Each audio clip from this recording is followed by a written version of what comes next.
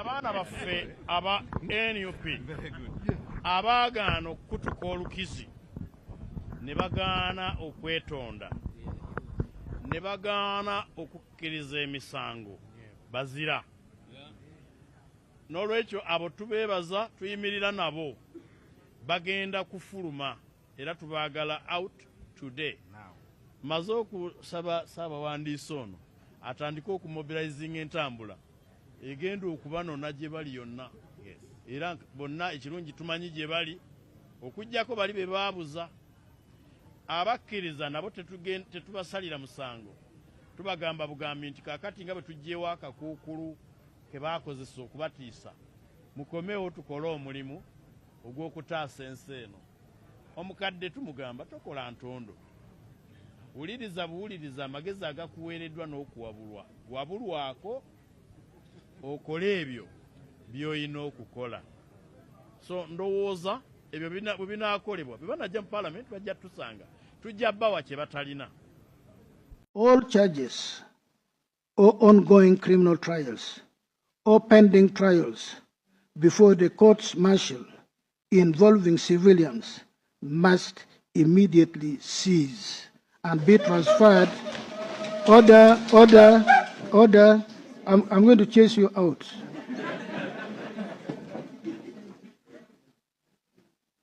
This is not cloud 9 where you can... So I said all charges or ongoing criminal trials or pending trials before the courts martial involving civilians must immediately cease and be transferred to the ordinary courts of law with competent jurisdiction. Three, this judgment, you just note, don't stop this clapping thing.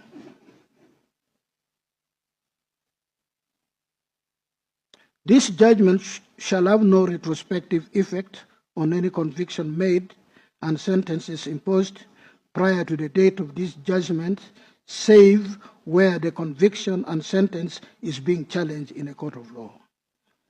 All pending trials or partly heard criminal cases that fall under the civil law court's jurisdiction, which are against members of the UPDF who are subject to service law, must be transferred to the civil courts with competent jurisdiction. 5. Olwaleero fenga NUP tuli basanyufu nnyo olw'ensala ya kooti ensukulumu mu ggwanga. Nga bwe tuzze tubagamba nti struggle, buli omu oli osobola okukolerawo struggle, bannamateeka bagenda mu kooti, ababaka ba Parliament ne bakolera eyo, n'awalala abamu ne bagenda ku street n'ebirala, eyo struggle basebo ne bannyabo. Era olunaku olwaleero twagala kwebaza bannamateeka awadde bagoberera ensonga eno. Kooti ensukulumu yakyogedde bulungi nnyo nti eyo si kooti.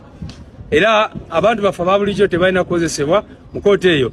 Era nekyogerako bulungi ne bannamajje abawozesebwa balina okuba n'eddembe lyabwe, si kubatuusayo ne babatulugunya ne babatuusako obulabe bwe badde batuusaako.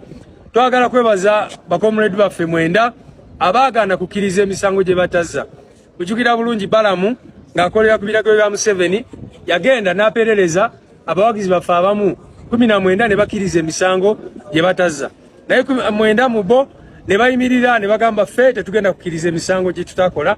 Era bwe baba tulaba olunaku lwaleero ekitalya tubeebaza bazira baddala.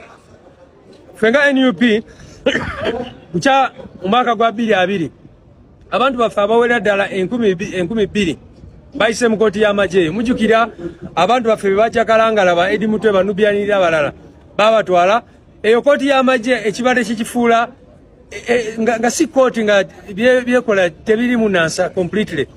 Ne bagamba nti babasanga n'amasasa simanya 2 ekavule. Abantu 49 n'obateeka ku kisango bwe kityo ne babasiba emyezi 7 kakati ne batwala abaana baffe abalala abamaze emyaka 4.